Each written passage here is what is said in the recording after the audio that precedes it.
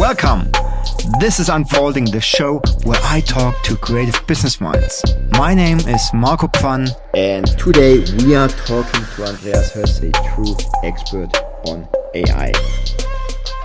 Welcome back. Today we are talking to Andreas Höss, and he's the creative director of a famous company that produces energy drinks. And he agreed to talk to me on a private session around AI and the human touch. Welcome. Hi, Andy. Thank you for the invitation. It's a pleasure. It's an honor actually talking to you. And I'm following you on LinkedIn. We had a pre-talk today, and it's amazing what you know around just AI generally. How comes? How do you know all that stuff around AI? What not many people know, I'm in artificial intelligence in around 25 years. Okay. I had a company who's done artificial intelligence in Berlin, and we worked for, I think I'm allowed to say this or now, for the German Secret Service. Holy moly. Okay. We had 15 years, we are not allowed to talk about the project, but now it's 15 years over, so we actually can talk about it. And we did this, we started with artificial intelligence at these days, which was totally different than the stuff which is done today. And then I became creative director of a big company, and it's a hell of a lot. Yeah, and hell of a lot of work. But anyhow, I had a call from a friend of mine, and she told me, hey, have you heard about ChatGPT? And it was one of these pre-ChatGPTs, which was not publicly available, and said, I have an access, try it, it's cool. And I tried it and was like blown away. It's 2.5 years ago now. And I said, now, this is the game changer. Now everything is different. Now a whole new world starts. Okay. Look, obviously, the audience is a lot of creative people, and they're all scared. And no one really knows where this whole AI stuff is heading to, right? So what's your best prediction? Where are we heading? What's the future here?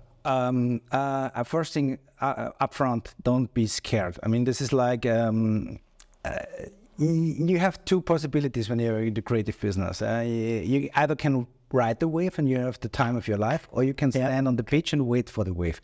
And then maybe it's a bad thing. Currently, everyone is standing on the beach. Scary. Maybe, yeah. It can be scary when you know what's happening at the moment. And there are some researches done for creative businesses. We say 70% of all of our jobs will be gone in the next 2 to 5 years.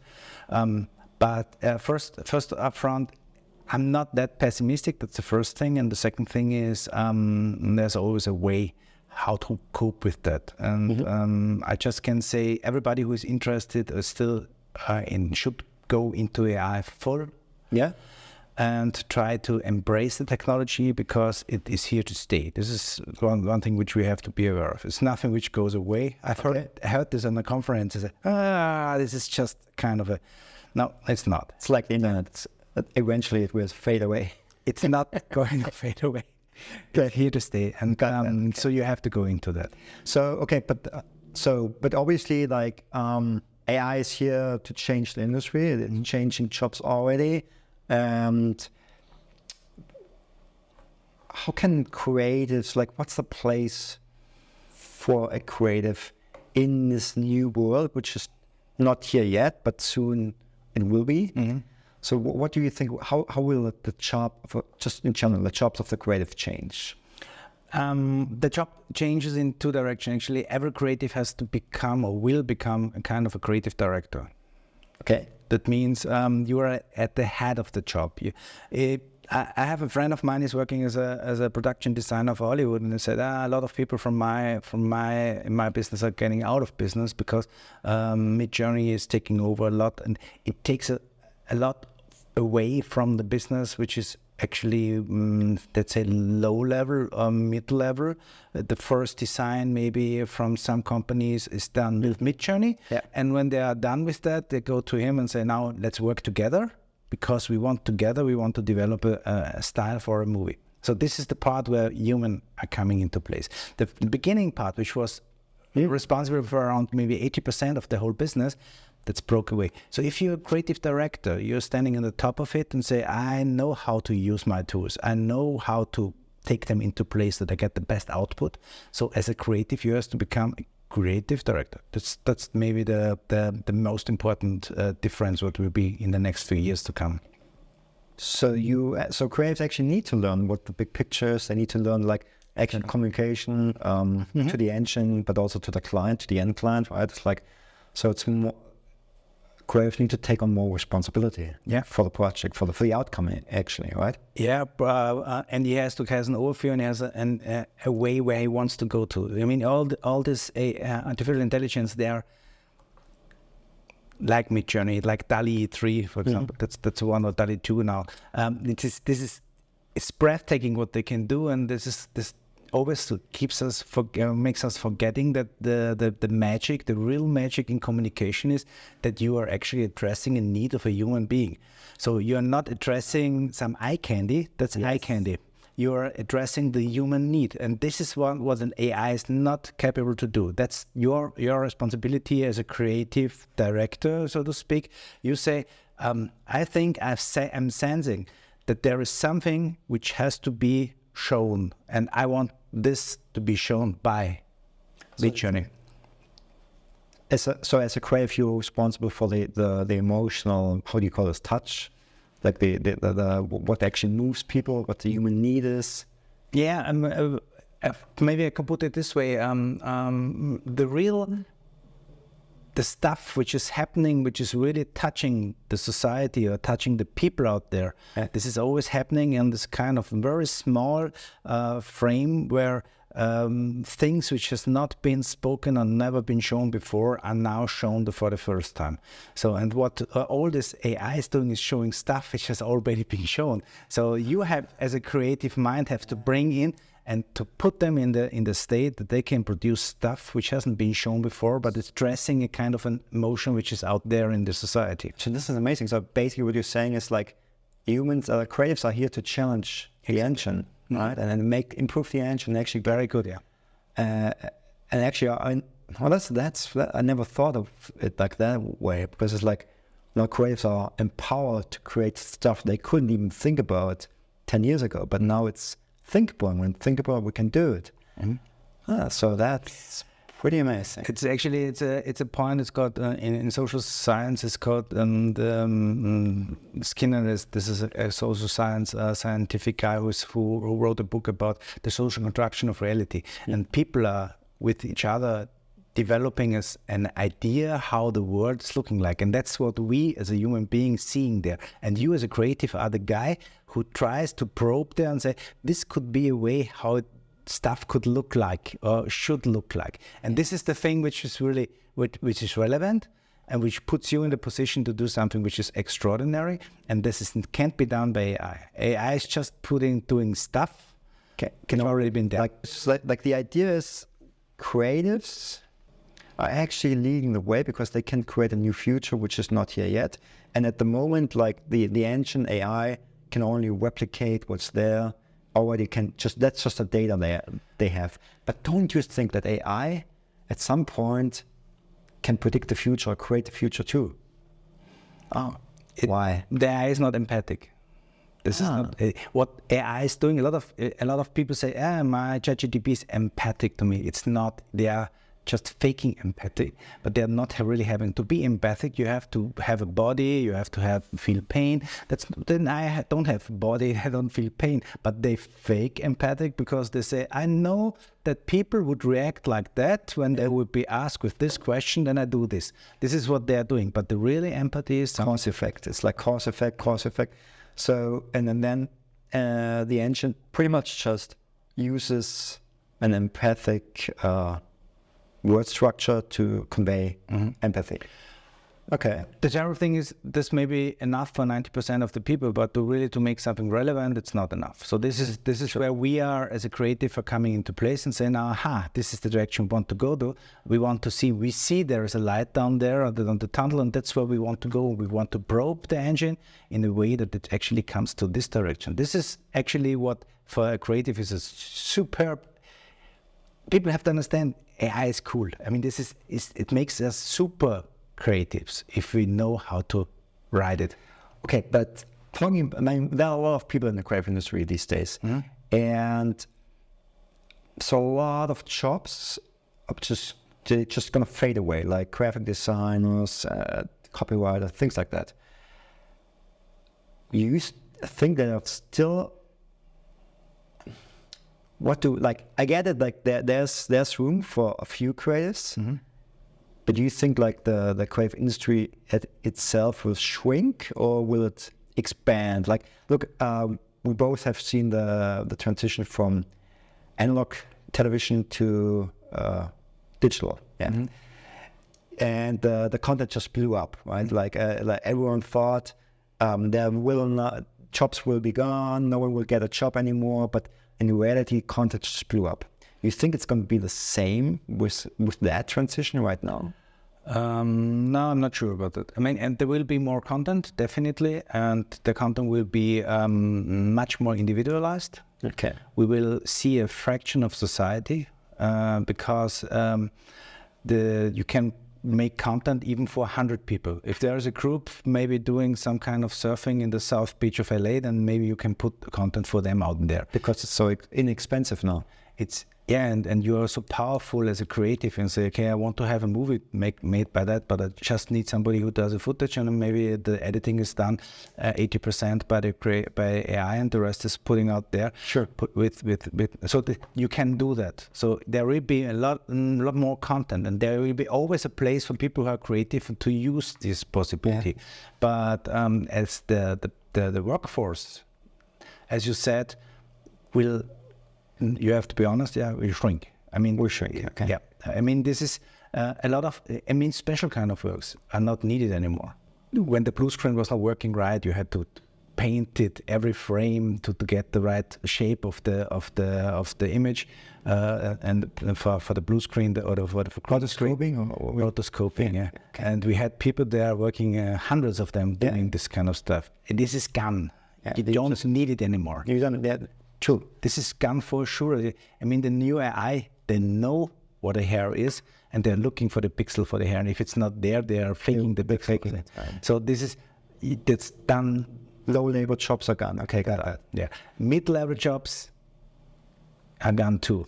Okay. What you need or will need is the creative mind. This is what you need. And I don't mean creative because some people say the AI is creative too. Yes, it's creative too, but it doesn't make sense. Sense making is a human thing. That's what I meant before. It's just to make a construction out of the whole thing. What you're feeling in context with other people. This is something what only you as a human can do. And you're the guiding light for the AI. So AI itself can't make that emotional connect to people. And that's what we need people for. And we need storytellers. We need people that understand human. But so basically creatives have to, well, that's a hard one. Creatives have to learn how to communicate. And it's really hard one. It's a hard one, I know. I know a lot of creatives are really tough. We can't do that. No. They say, it's my thing, what I've done. It's cool. I know. And well, that's why I have a job, right? It's like, but this is a challenge. So basically they have to start communicating to the engine, but also to the market. They need to understand much more about psychology and they have to. There are a binding element between humans and the machine, because prompting, actually, what people don't get, prompting is not asking the machine to do something. Prompting is actually programming the machine. You're putting the machine in a state of mind, and this state of mind is getting you out the information what you really want to. So this is a whole different story. People say, oh, I prompt this and it didn't come out the way. No, you have to understand, you are like a masseur. You have to put it in this. You create that mindset first, right? Exactly. You actually create the whole.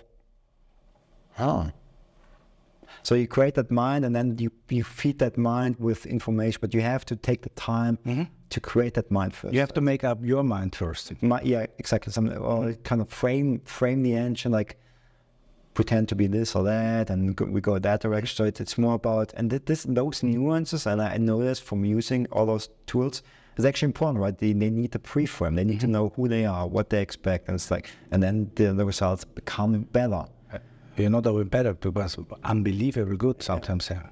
And this is really that's what you have to. You have, as I said, you either ride the wave or you're under the wave. So what you have to decide is you're riding the wave. How do I ride? Let's just assume I'm a mid-level creative. I do motion design or VFX or something. How can I ride the wave? What are the next steps for me to get to the top? Know what you want. This is the single most important thing. Okay. That's what you have to know where you want to go to and what you want. You have to have a very individual way to see things. This is the single most important thing, because stuff which can be done by other ones is not. This is over. So you become more like an artist now. You have to be an artist. You have to be, and that's amazing. That's actually that's good. That's what creatives want to be. Yeah, they won't be artists for their own respect. They have to become artists for the company they're working for, or for the customer they're working for. Michelangelo was a hired artist at the end, exactly. but people don't really know that. Yeah, that's a good point. I mean, this is so you have to become artistic. That means feeling into stuff which is not really spoken, be seen before, and then the next thing is you have to know your tools. And this is something which is really a lot of creatives know their tools. I mean, Photoshop, Maya, know some kind of engine. But what you have to understand is, with AI, you have to understand how it works. This is the funny thing, because otherwise, if you don't know how it works with you, and you're not working with the other way around. Sure, that's true. So you have to change the point of view, and you have to really to do something which I know creative hate, and I know is from my perspective, I hate to program stuff. But I have done my own large language model. I've programmed it by myself because I wanted just to know how it works. And now it gives me a ton of information, what I have to do to get the best out of it. So how do you think this changed? And how, I mean, you know a lot of, not just the company you work for, but you see a lot of other companies, and you're very deep into this whole thing. At what scale do the big companies use this already? Do they there are less jobs on the market. Is AI a reason for that? Why big companies don't outsource anymore? Not now. Not this. This has more to do with the kind of the breakdown of the economy, which we are observing in slow scale at the moment, slow slow motion. But that will come. That will come afterwards. Okay. The thing is, the major part is that a lot of companies, especially the big ones, especially big design companies, are not aware what they're really up to. I mean, this is like they don't know what will hit them in the next few months to year, and they still think they have time. I just recently had a talk with a famous guy who's doing a lot of research for artificial intelligence, and he said, it will change the society in the next 20 to 40 years. And I was like, wow, man, it's not 20 to 40 years. It's maybe 5 years if you're lucky. And if we are not lucky, it's 3 years. And it's true for the whole industry. So the people just don't get what's hitting them. And this is a big problem, because if you anticipate the hit, you can change your response. Yeah, response, and how you really, what you do with them. And it's like, if you know, like Aikido. Aikido is fighting with the power of your enemy. And it's the same true with what you do with AI. You're not fighting it. You're taking the energy and put it and make it for you, working for you. And this is true especially for bigger companies, because, you have a company, I talked with some guys from an industrial company in Germany, a big one, a huge one, an unbelievably huge one. And they asked me what I think what will be the future of the industry 4.0. And I said, it will look totally different than it looks now, because there will be a lot more robotics there. It has to change the tools, what you're working with. The production process, the design process will be one part, and it will be on the fly. You have product cycle, which are not years. They are maybe months or weeks, what you were talking about. And he said, no, we can't do that, because we invested so much money in this line, this production line. So if we change this, like you said, then we actually We wasted money in the waste money because this production line has to work for the next 15 to 20 years. That's what we won't be there in the next 15 to 20 years, because if you're not changing now, you have a problem. So this is the bigger problem. And this, let's say, is the unique possibility for creatives, single persons, 2 or 3, to disrupt the whole process. I was thinking the same way. It's about the individual right now. The small groups, they can actually compete against the big agencies now, right? And the big agencies, they are not as flexible. They have people to pay, staff to pay. They have structures. Their structures are not flexible. They're not built to be flexible, or at least not to change within a month. So imagine you have an serious, maybe in the 50s, creative design, creative director, and he knows how to do stuff because he has done it for 30 years. Yeah. And now you are there and say, hey, let's introduce some, maybe we do a lot of things with Midjourney and stuff. And this guy says, no, we don't do that. It's not legit. It's not, and we don't know. And then there comes this copyright thing. And we don't know what copyright is. What's happening with copyright? It's not our value, right? It's not our values. It's values, exactly. And what are we? And this is all about worth. And this is what's changing in the future. The imagery what we have from our work and what we as human beings have, this has to change. And I tell the first thing when I do something, I talk with people, and I say the first thing is you have to know it will never be like it has been in the past. It's now a totally new time. Forget everything what you have done. Don't look back. It's a different kind of like story. Don't build your future on the past, right? What we all do, like such as psychological, like that's what we do. We predict the future through the past, through the lens of the past. Well, that's amazing. So it's actually like going west. How do you call this time? Like when a brave new world kind of thing, right? It's like there's something new, like something you can actually. It's like this gold digger time. Yeah, this is for if you are clever and if you really if you are brave enough to do that. And I say, I did a course in Oxford the last months, and there were a lot of people from some, let me say, third world countries. And this is not a term which you use a lot to use anymore, but from Africa and the point of view they had on the whole topic was so interesting because they had nothing to lose. You know, we have a lot to lose. We have a lot of lot of industry, and we have a lot of what and stuff. What we have done this since years. They don't. They are upcoming. Like for example, there's a lot of states in the countries in Africa which are uprising. They're now becoming more developed, and they don't think in these terms what we have. They don't think in we have done this. No, they start. They have a past. They have exactly. For them it's new, and basically they can say, I mean, that's a real threat for the Western world now because all those upcoming countries can actually. It's a challenge. It's not a threat. Okay. Sorry, threat was a totally wrong word, but it's a challenge. Like they're more competitors now, and there's also like a lot more variety now because different cultures can anticipate. Yeah. I mean, we are not allowed to stand in our way between the technology and our kids. For example, I have a small boy who's 8 years old, and he talked to me. I tell them stories, the evening stories, to get asleep, and I do this since he's a baby, and he loves it. He wants it. It's, if I don't do it, it gets I get troubles. And I told him the story, and I always finish the story with, and next day the kids go into school, and he say, I don't go to school anymore. And I say, you're 8 years old, you go to school. He said, no, I don't have to go to school. I know everything, I can do everything. I say, I'm not so sure about that. And he said, I can ask me a question. I say, what is, and ask him the Hawking's radiation, which is because I studied astrophysics in my second course, and astrophysics Hawking radiation is a bit complicated. Not every physicist understands this. And he jumped out of the bed and went down to my computer, and I have installed ChatGPT 4.0 with voice control, and he said, Hawking's radiation. And he came down with a whole ladder of information about the Hawking's radiation. He said, see,